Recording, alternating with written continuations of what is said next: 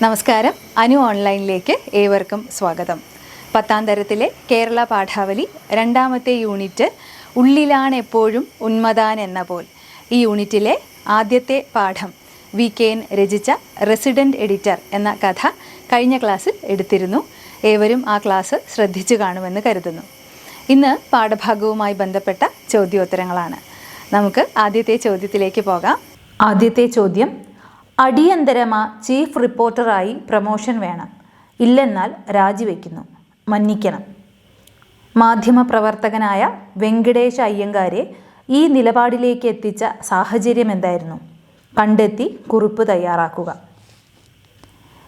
അച്ചടി മാധ്യമ രംഗത്തെ പ്രവണതകളെയാണ് കഥാസന്ദർഭത്തിൽ സൂചിപ്പിക്കുന്നത്. മെയ്യനങ്ങാ വേലകൾ ചെയ്യുമ്പോഴും പ്രസിദ്ധിയും പ്രമോഷനും ആഗ്രഹിക്കുന്ന മാധ്യമ പ്രവർത്തകരെ സ്വതസിദ്ധമായ ശൈലിയിലൂടെ VKN പരിഹസിക്കുന്നുണ്ട്. വെങ്കടേശ അയ്യങ്കാർക്കു ശേഷം പത്രത്തിൽ വന്നവർ ചീഫ് റിപ്പോർട്ടറായി പ്രമോഷൻ ആവുകയും അദ്ദേഹത്തിന് പ്രമോഷൻ ലഭിക്കാതെ പോവുകയും ചെയ്യുന്നു. ഇതിൽ അയ്യങ്കാർക്കുള്ള നിരാശയും നീരസവും പ്രകടമാക്കുന്ന വരിയാണിത്. സ്ഥാനമാനങ്ങളും ധനവും നേടിയെടുക്കാനുള്ള ശ്രമം മാധ്യമ മേഖലയിലും കാണാൻ കഴിയും എന്ന് ഇത് സൂചിപ്പിക്കുന്നു. അടുത്ത ചോദ്യം: ഇന്ത നിമിഷം മുതൽ ശെത്ത് പോകും വരേക്കും നീ നമ്മ പത്രത്തോട് റെസിഡൻറ്റ് എഡിറ്റർ. ഫലിതവും ആക്ഷേപഹാസ്യവും ആവിഷ്കരിക്കാൻ ഈ വരികൾ എത്രത്തോളം പര്യാപ്തമാണ്? നിങ്ങൾ പരിചയപ്പെട്ട VKNൻ്റെ മറ്റു കഥകൾ കൂടി പരിഗണിച്ച് VKN കൃതികളിലെ ഹാസ്യം എന്ന വിഷയത്തിൽ ഉപന്യാസം തയ്യാറാക്കുക. സമൂഹത്തിലെ തെറ്റായ പ്രവണതകളെ ആക്ഷേപഹാസ്യ രൂപത്തിൽ ചാലിച്ച് വിമർശിക്കാൻ ഒരു മടിയും കാണിക്കാത്ത സാഹിത്യകാരനാണ് VKN. കേവലമായ ഹാസ്യമല്ല VKNൻ്റെ ആയുധം. ചിരിപ്പിക്കുന്നതിനോടൊപ്പം ചിന്തിപ്പിക്കുക കൂടി VKN ലക്ഷ്യമിടുന്നു. ഭാഷയുടെ മനോഹാരിത സൂക്ഷിക്കുന്നതിനോടൊപ്പം സാമൂഹിക വിമർശനം, കുറിക്കുകൊള്ളുന്ന പ്രയോഗങ്ങൾ, ഉക്തി വൈചിത്ര്യത്തിലൂടെ സൃഷ്ടിക്കുന്ന ഹാസ്യം, വിപരീതാർത്ഥങ്ങൾ എന്നിവ VKN കൃതികളിൽ പ്രകടമായി കാണാം. ഫലിതത്തിൻ്റെ വ്യത്യസ്ത തലങ്ങൾ ഈ വരികളിൽ പ്രകടമാണ്. ഭാഷാ പ്രയോഗത്തിലൂടെ സൃഷ്ടിക്കുന്ന ഹാസ്യം, മന്നിക്കണം, ഇന്ത നിമിഷം ശെത്ത് പോകും വരെ തുടങ്ങിയ പ്രയോഗങ്ങളിൽ തമിഴ് കലർത്തി സൃഷ്ടിക്കുന്ന ഫലിതം, ഉക്തിഹാസ്യം എന്നിവ കാണാം. മാധ്യമപ്രവർത്തനത്തിലെ അനഭിലഷണീയ പ്രവണതകളെ കാരിക്കേച്ചർ രീതിയിൽ അവതരിപ്പിക്കുന്ന ചെറുകഥയാണ് VKNൻ്റെ റെസിഡൻറ്റ് എഡിറ്റർ. ഉടമയുടെ താൽപ്പര്യ സംരക്ഷണമാണ് മാധ്യമപ്രവർത്തനം എന്ന പരിഹാസ്യമായ അവസ്ഥയെ കഥാകൃത്ത് വിമർശനാത്മകമായി ആവിഷ്കരിക്കുന്നു. റെസിഡൻറ്റ് എഡിറ്റർ എന്ന കഥയിൽ മനുഷ്യരുടെ സ്ഥാനമാനങ്ങളോടുള്ള ആർത്തിയെയാണ് പരിഹസിക്കുന്നത്. സമൂഹത്തെ നിശിതമായി വിമർശിക്കുന്ന പത്രപ്രവർത്തകർ പോലും ഇതിന് വിധേയരാകുന്നതായി സൂചിപ്പിക്കുന്നു. റിപ്പോർട്ടറായ വെങ്കടേശ അയ്യങ്കാർ എന്ന കഥാപാത്രത്തെ പരിചയപ്പെടുന്നതിൽ, അദ്ദേഹത്തിൻ്റെ മാനസികാവസ്ഥ പ്രകടമാക്കുന്നതിൽ, ചീഫ് എഡിറ്ററായി മാറാനുള്ള ശ്രമത്തിൽ, തൻ്റെ ആവശ്യം ഉന്നയിക്കുവാൻ പത്രസ്വാമിയെ കാണാനുള്ള പോക്കിൽ, റെസിഡൻറ്റ് എഡിറ്ററായി നിയമിച്ച പ്രഖ്യാപനത്തിൽ എല്ലാം ആക്ഷേപഹാസ്യത്തിൻ്റെ തീവ്രത കണ്ടെത്താനാവും. മനുഷ്യജീവിതത്തെ ദുഷ്കരമാക്കുന്ന മത്സരം, അഹന്ത, ലോകചിന്ത, വഞ്ചന തുടങ്ങിയ പ്രവണതകളെ രൂക്ഷമായ ഹാസ്യത്തിലൂടെ അവതരിപ്പിക്കുവാൻ VKN കാണിച്ച ധൈര്യം ചെറുതല്ല. മതം, ജാതി, രാഷ്ട്രീയം, ആചാരം എന്നിവയെല്ലാം അദ്ദേഹത്തിൻ്റെ നിശിത വിമർശനങ്ങൾക്ക് വിധേയമായി. സാമൂഹിക വിമർശനത്തിന് ആക്ഷേപഹാസ്യം ചാട്ടവാറാക്കി മാറ്റുന്നതിലെ ഏറെ വ്യതിരിക്തമായ ഒരു പാത സ്വീകരിച്ചു എന്നതാണ് VKNനെ ശ്രദ്ധേയനാക്കുന്നത്. ഇതോടൊപ്പം തന്നെ അദ്ദേഹത്തിൻ്റെ മറ്റു കൃതികൾ കൂടി പരിചയപ്പെട്ടതിന് ശേഷം അതിലുള്ള ഹാസ്യത്തെ കൂടി ഉൾപ്പെടുത്തിക്കൊണ്ട് ഈ ഉപന്യാസം വിപുലീകരിക്കാവുന്നതാണ്. ഇനി അടുത്ത ചോദ്യം: പത്രങ്ങളുടെ അധ്യാപന ശക്തിയെപ്പറ്റി പറയുമ്പോൾ അതിലെ ഭാഷയെയും ഗണിക്കേണ്ടി വരുന്നു.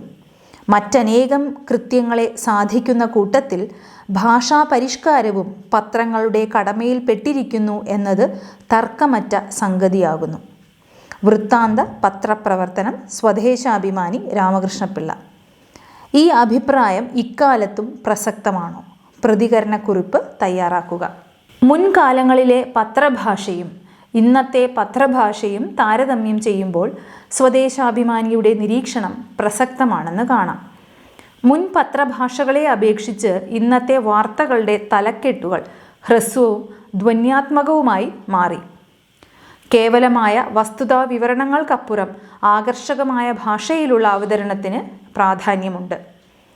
ആദ്യകാല പത്രങ്ങളിൽ പ്രാദേശിക പദങ്ങൾ കാണാമെങ്കിൽ വർണ്ണനകളും ആലങ്കാരിക പ്രയോഗങ്ങളുള്ള വാക്യങ്ങളാണ് ഇന്നത്തെ പത്രഭാഷയിൽ കാണുന്നത്. അടുത്ത ചോദ്യം.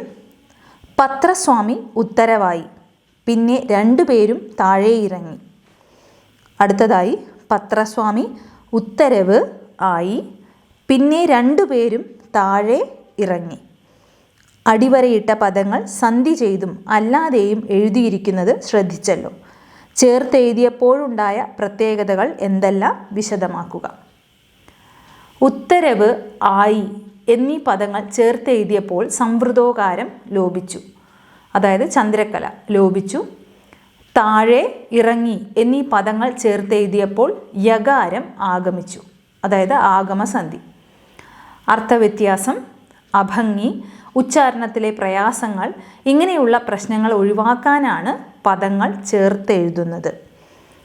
വ്യത്യസ്തമായി രണ്ടായി മുറിച്ചെഴുതിയാലും അർത്ഥം ഒന്നു തന്നെയാണെങ്കിൽ പോലും എന്തുകൊണ്ട് അവയെ ചേർത്തെഴുതുന്നു എന്നതിനുള്ള ഉത്തരമാണ് അവസാന വരിയിൽ കൊടുത്തിരിക്കുന്നത്. അടുത്ത ചോദ്യം. അരക്കോളം, കവർ ചെയ്തു തുടങ്ങിയവ മാധ്യമ പ്രവർത്തനവുമായി ബന്ധപ്പെട്ട സാങ്കേതിക പദങ്ങളാണ്. ഇത്തരത്തിലുള്ള കൂടുതൽ പദങ്ങൾ കണ്ടെത്തി പട്ടികപ്പെടുത്തുക. പാഠഭാഗത്തിലുള്ള മറ്റു പദങ്ങൾ ഇവയൊക്കെയാണ്.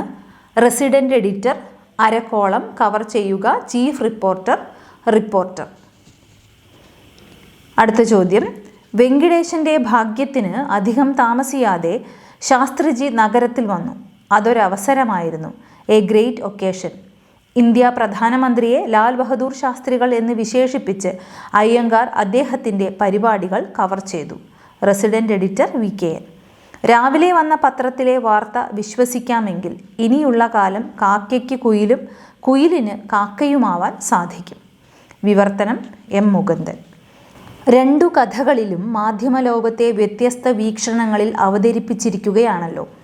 ഇതോടൊപ്പം മറ്റു വ്യത്യസ്ത വാർത്തകൾ കൂടി പരിഗണിച്ച് മാധ്യമങ്ങളിൽ വിളയുന്ന ലോകം എന്ന വിഷയത്തിൽ പാനൽ ചർച്ച സംഘടിപ്പിക്കുക. പാനൽ ചർച്ചയ്ക്ക് വേണ്ട കാര്യങ്ങളെക്കുറിച്ച് മാത്രമാണ് ഇവിടെ സൂചിപ്പിക്കുന്നത്.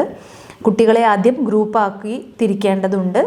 പത്രം, റേഡിയോ, ടെലിവിഷൻ, നവമാധ്യമങ്ങളിലെ പ്രവർത്തകർ, പത്രവായനക്കാർ, പ്രേക്ഷകർ, പൊതുജനങ്ങൾ എന്നിങ്ങനെ ചുമതലകൾ കുട്ടികൾക്ക് വിഭജിച്ചു നൽകുക. അവർ ചെയ്യേണ്ട കാര്യങ്ങൾ എന്തൊക്കെയാണ് എന്ന് വ്യക്തമായ ധാരണ അവർക്കുണ്ടായിരിക്കണം. പാനൽ ചർച്ചയിൽ ഉരുത്തിരിയുന്ന പ്രധാന ആശയങ്ങളെ കോർഡിനേറ്റർ അല്ലെങ്കിൽ മീഡിയേറ്റർ അതിനെ ക്രോഡീകരിക്കേണ്ടതുണ്ട്. പിന്നീട് പൊതു ചർച്ചയിലൂടെ ആശയങ്ങളെ വിലയിരുത്തുക. ഇത്രയുമാണ് പാനൽ ചർച്ചയിൽ ഉണ്ടാകേണ്ടത്.